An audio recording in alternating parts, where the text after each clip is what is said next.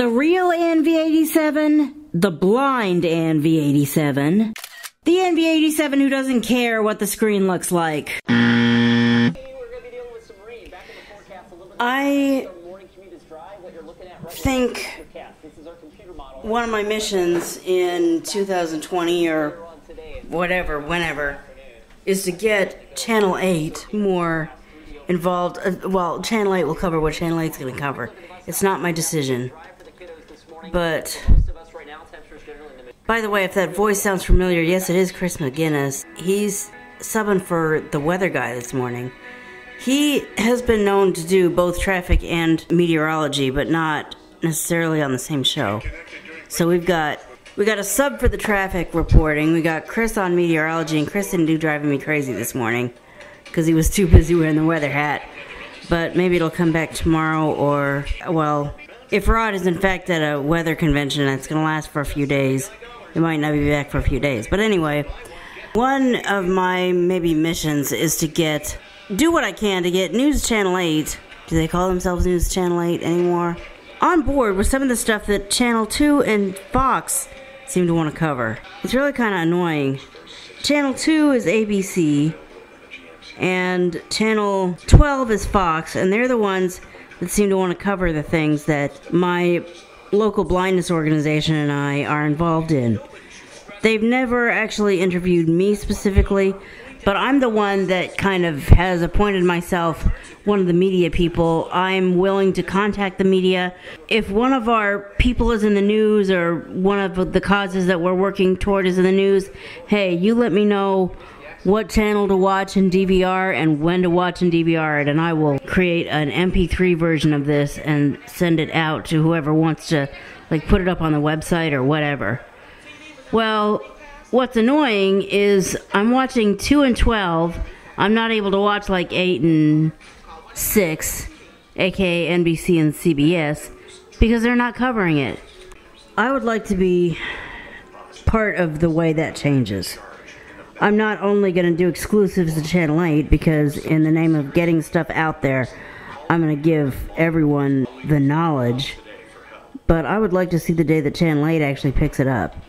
And you never know, the story with Dan Haggerty, it could be part of that. I'm going to be watching that. That might be the only sub show we've seen today. That's why I wanted to get your attention. We've got a couple sub breaks out there about Anyway, not going to last long. Where did that go? I was trying to bring up the 7-day forecast. Well, in any event, I can tell you that the rain is back in the picture here a little bit later on today, and that is a very wet 7-day to cap off the month of January. It sure is. Thank you, Chris. They're starting something new called The Story with Dan Haggerty, and I'm gonna watch it tonight. Well, I'll at least DVR it if I can't watch it. They're gonna do this from 6 to 6:30. Then they're gonna return it to his fellow anchor at the desk. This may end up being a vlog about the debut of The Story with Dan Haggerty. Well, whatever, I'm just gonna vlog. Right now it's almost 7 o'clock. I should still be asleep, especially considering how I spent half the night. Not in a bad way, it's just I should have been asleep and I wasn't. Well, I'm gonna go to work. I might go back to sleep. I'm gonna go to work, come back. We'll see if there's anything worth vlogging during that. Alright, I did get some more sleep. I hope I got enough to make it through the day, and I am gonna have to make it an early night tonight or something, because it's like 8:30 right now, and at this time tomorrow I will be either at work or well on my way to work. I have door-to-door transit picking me up. I didn't have any choice, but the window they gave me, 7:50 to 8:20. I mean, really, not crazy about it, but that's what I got stuck with. Anyway, like I said though, we'll see if there's anything worth vlogging through the workday. Okay, my workday is over. That last like half an hour dragged by, but I did stay awake and functional and working through it like a working person is supposed to do.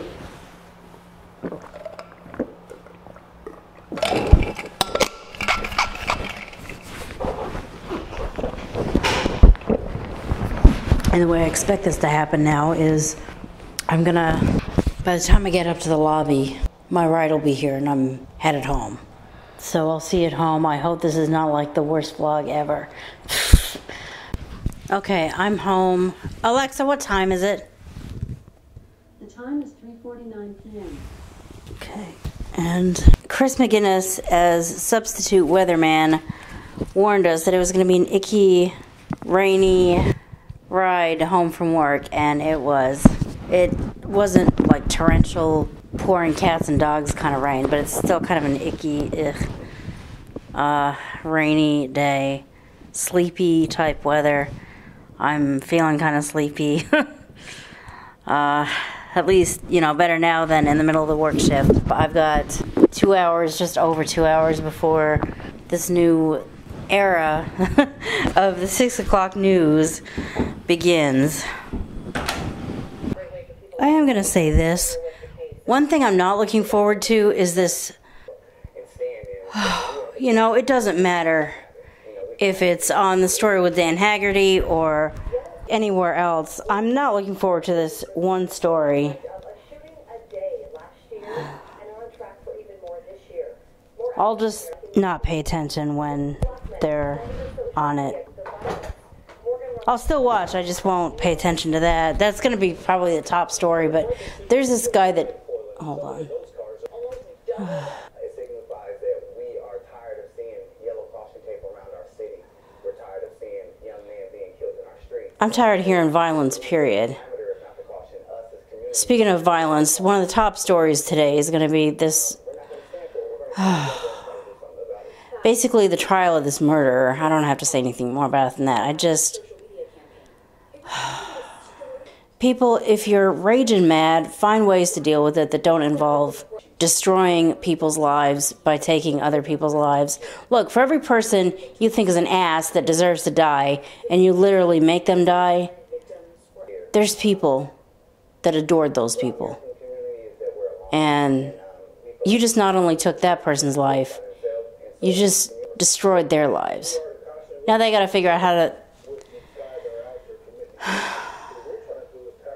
live without their dearest friend, their son, their daughter, their mom, their dad, their brother, their sister, their best friend in the whole entire world. I'm not even on this new 6 o'clock broadcast yet. I'm still on the 4 o'clock broadcast.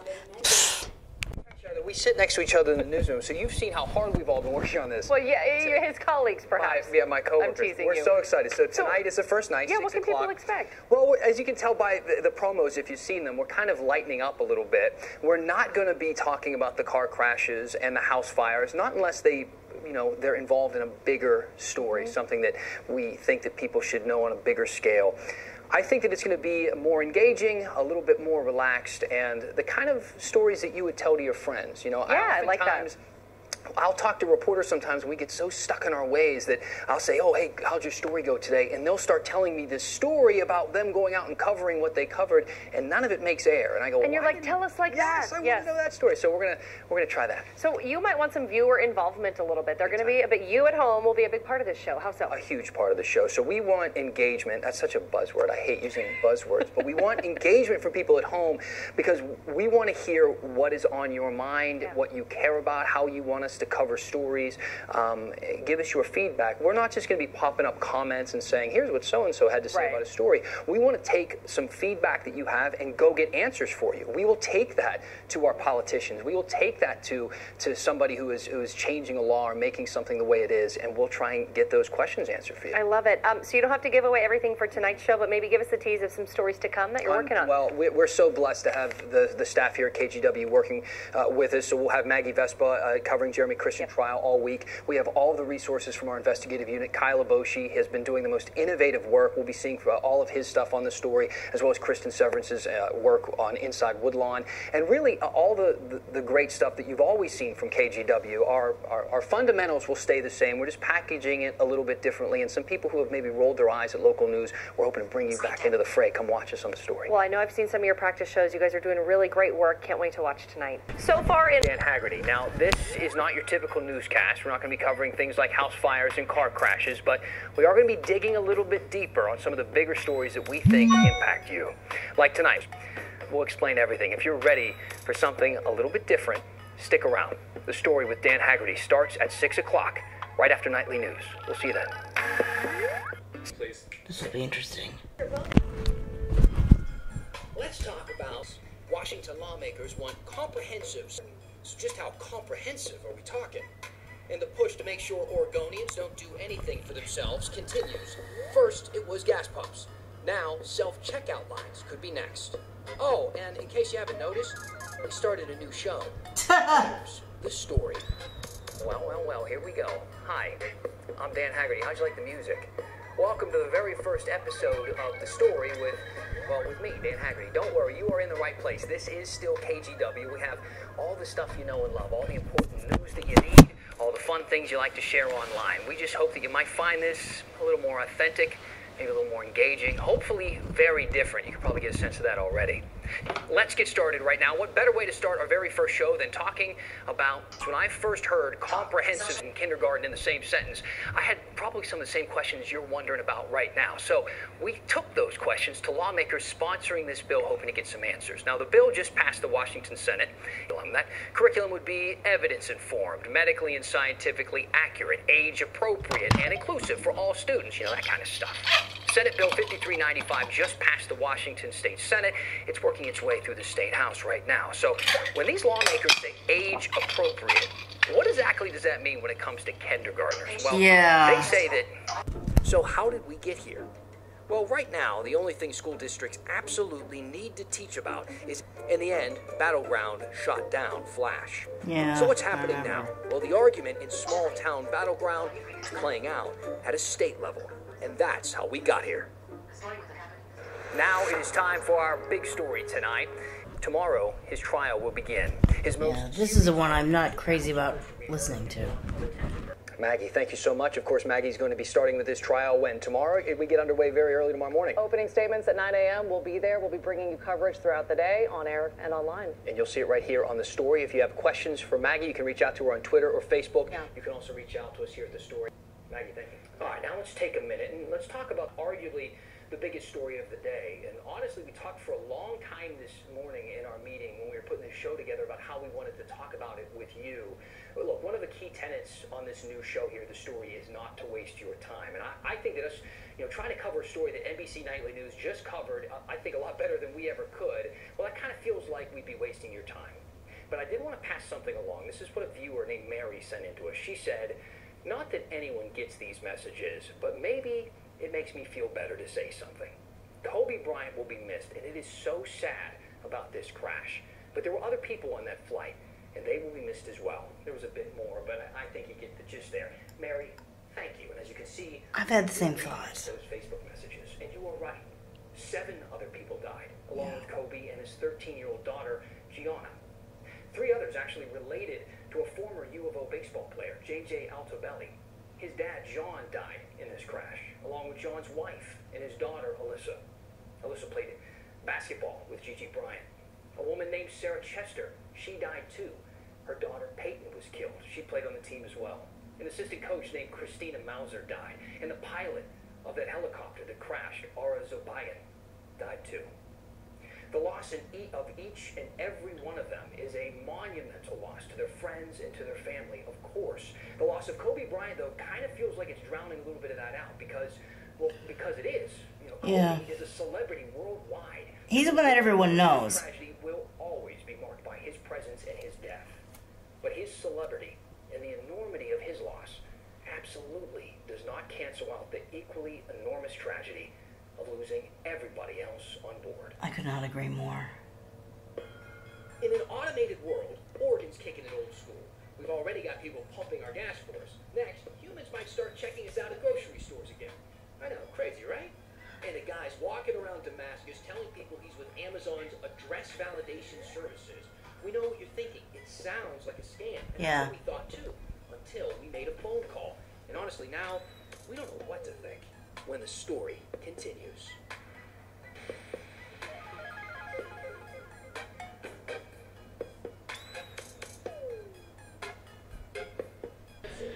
Well, It broke feline barriers between cafe and humane society. Now Purrington's, Oregon's only cat cafe, is back open, remodeled. When am I going to see that? Sunrise, how you can sip coffee or wine and find a new friend. Tomorrow? Thank you. They said something about that a couple weeks ago. I thought it was going to be the week after. I listened. I was like, did I miss something? I want to hear this story. I'm really glad that that is finally coming. Well, one thing is for sure. I will not be stuck leaving my apartment before that airs. My ride comes at 7:50. This ends at 7 o'clock. So, well, 6:59, like right before the Today Show. So, yeah, that, at least I'll be able to watch that before I have to leave. I don't use self-checkout at the grocery store. I don't either. I'm not good at it. I mess it up. I don't put stuff in the right bag. It's yelling at me the whole time. I have to call over a worker, and I'm thinking to myself, what's the point? I should have just waited in line and let a professional do it. Yeah. But a lot of people use them, and a local group of union workers right now say that they're actually costing people jobs. They're being replaced by this technology. I posted about this on Facebook. A lot of people had opinions. I mean, I got like 50 comments within a few minutes, so I'd like to hear what you have to say. But this group, they want to stop grocery stores from having any more than 2 self-checkouts. That's it. The Oregon Supreme Court just gave them the go-ahead to try and get this on the ballot in November. It's not a sure thing. They still need to get a bunch of signatures first, more than 112,000. If it hits the ballot, I would vote for it. 112 people who move to this state every day, you might be thinking to yourself, does Oregon hate everything self-serve? You probably just learned that we're one of 2 states where you can't pump your own gas. Well, actually, you can in some places. We will say a few years ago, a new law let some people in rural counties pump the gas themselves. Back to the self-checkout. What do you think about this? Do you like the idea of limiting how many of these are in stores? Yeah, I do. Consumers should be the ones to figure this out, not lawmakers. Do you have any questions for lawmakers? Let me know on my Facebook page or use the hashtag HeyDan on Twitter. Hey everybody, I'm Matt Tofino. It has been a wet day and it's going to be a very wet week. So it's already wet, it's going to be more wet. That bill is coming back again this year. The governor talked about it and the importance of climate change today at Portland City Club. Yeah, I remember that story really well. It's our responsibility, and for those of us privileged to hold public office, literally our jobs, to stand up and be counted. Last year, Republicans couldn't be counted. That's because they left. No, they could have been counted. They decided not to because they didn't show up to work. Vote on cap and trade, they couldn't do that. So now we're looking at cap and trade 2.0. And Republicans, well, will they leave again? We asked the Republicans. I hope not. Solid, maybe. Let's see. My first impression on this is, as he said, it's definitely more people-oriented. It's not like any news broadcast you've ever seen. It's a lot more conversational in nature, I guess. One of these days, I'll take some of these thoughts that I'm having out loud and write a tweet and send it off to them.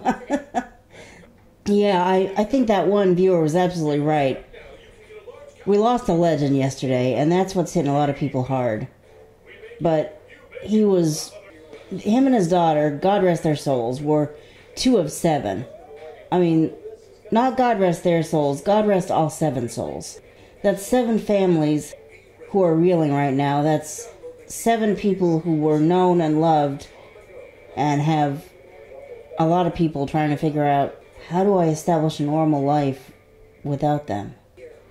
That's 7 people who are missed beyond words, and just because 5 of them weren't worldwide known as one of basketball's greatest and his little girl doesn't negate the fact that the other 5 people aren't here anymore either. And I would completely support the only 2 self-checkouts at a store. First of all, as a blind person, I question how accessible those things are. Secondly, what about people who work at stores? You know, I know how hard it is to find the right job and get it and keep it. That makes that a lot harder.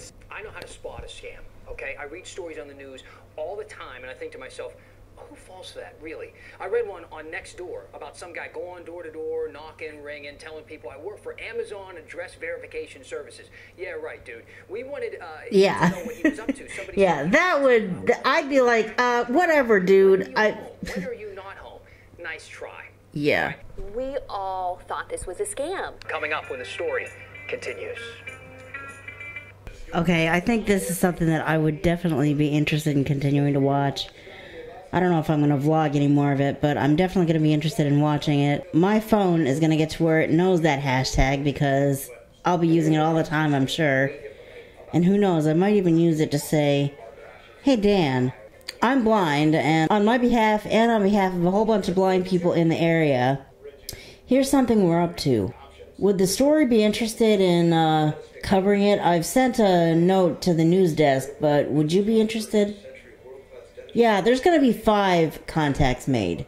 1 to Channel 2, 1 to Channel 6, 1 to Channel 8, 1 to the story, compliments of Channel 8, and 1 to Channel 12, ugh. Yeah, this is something you don't often see on local news. I think this is going to be one of my favorite features. Okay, I just ate dinner. I have a coaching call at 7:30, and Alexa, what time is it? The time is 7:13 p.m. I've got like 17 minutes to finish this vlog. Okay. The story with Dan Haggerty. Liking it a lot so far. Thank goodness for DVRs, though. When I set my life up, I did not know this was going to happen. And, I mean, I've got Facebook Lives to watch some days at 6 p.m. I've got coaching calls other days that start at 5:30 p.m. and last till 6:30 p.m. I mean, and I guess I could see about rescheduling some of these things, but you know what? As my life coach friend calls it, leveling up. Leveling up and figuring out how to live my best life is way more important than watching a TV show. So this is when you say, okay, DVR, here's what I want you to start recording. You're already recording KGW Sunrise at 6 a.m. You're going to start recording KGW at 6 p.m. Mostly for the story, as opposed to... I wish they would break it up so that it had the story at 6 p.m. and KGW News at 6:30 in a separate category at 6:30. That's the way it shows on TV. I wish the Comcast TV guide and DVR guide would get on board with that. That way I can record the story and maybe not so much the rest of it. As it is, I've got an hour of news there, some of which I'll want to keep, some of which I won't. But yeah, I'm going to be DVRing that. And before I end this vlog, I do want to say that it's old news by now. I have no idea when this vlog's actually going to go up on YouTube. It's old news by now that Kobe Bryant died in a helicopter crash. That's horrible. And in fact, I don't know what's more horrible. The fact that he died at 41,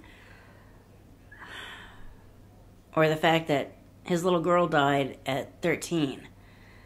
And really, what strikes me about this is that as we go beyond Kobe and his little girl, as we go into who else died, because the point was made, and I agree, let's not forget the fact that there were 7 people on this helicopter, and not a single one of them is breathing right now. So that's 7 people that we lost, and Kobe is the most well-known, so he's the one that's hitting us hardest. But what about the other 6? They're hitting certain people just as hard. Well, what strikes me about the whole thing is that Kobe was 41, his little girl was 13, there was another little girl on there, 13. Her mother, how old was she? A high school or middle school basketball coach, how old was she? Or was it a he? And the other 2 people involved was the pilot and one other person whose identity escapes me right now. But I would be curious to know what was the age of the oldest person on that helicopter. 40-something? 50-something? You know, when someone dies, I always kind of am curious, how old were they? And if they were 80-something, 90-something, going on 100, beyond 100 when they died. Yeah, that's a good long life. 41? First of all, my mother died at 41. Stupid illness that afflicted her since she was the age that I was when I lost her. I mean, she had been fighting that thing for 30 years, so I guess that's to be expected, but she died at 41. If I only had a year left, I'd die at 41, but I'm believing I've got longer than that. I mean, I'm sorry, 41 is too damn young to die. If you ask me, 41's really young to die. Although if 41's too young to die, 13 is way, way, way too young to die. That poor little girl, I mean, she wasn't a little girl. She wasn't 13 months old, she was 13 years old, but 13 months, 13 years, the fact remains, she would have had her whole life ahead of her. But for some reason, God chose to wrap his arms around her and carry her off to heaven, if you believe in that. She was only meant to live for 13 years. How does that make sense? My thinking about this whole helicopter crash is that there were 7 people who lost their lives yesterday. And I would be willing to guess that not a single one of them was old enough to where they should have had to lose their lives already. 41 is too young to die. 45 is too young to die. 56 is too young to die. 13 is sure as hell too young to die.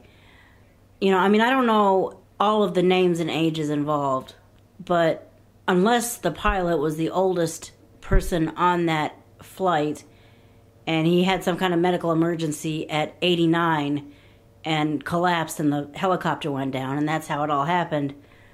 Dying at the ripe old age of, whatever, is not what happened here.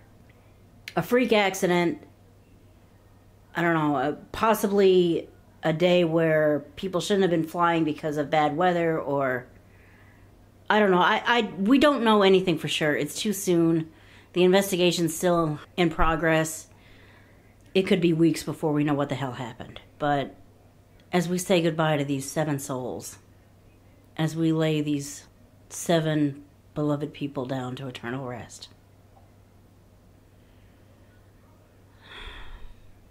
I don't think any one of those 7 people will be thought of as, they had a good long life.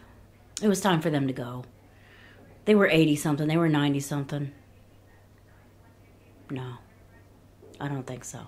I think it's more like they should have had longer to live. I guess the point is, God, why do you take them so young? And it's truly a fact that only God knows how long any of us have, so give hugs, make phone calls. You don't have to get on the other end of the line and literally go, I just called to say I love you. But do it. Just call to say I love you, because you never know how many more times you'll be able to do that before death just up and hits. And it really is time to stop this, or I'm going to get this phone call during the vlog. Thank you for watching. Please follow me on Twitter, or if you must, on Facebook. Check out the description below for services and petitions that I believe in. And I'll see you in the next video when you hear what I have to say.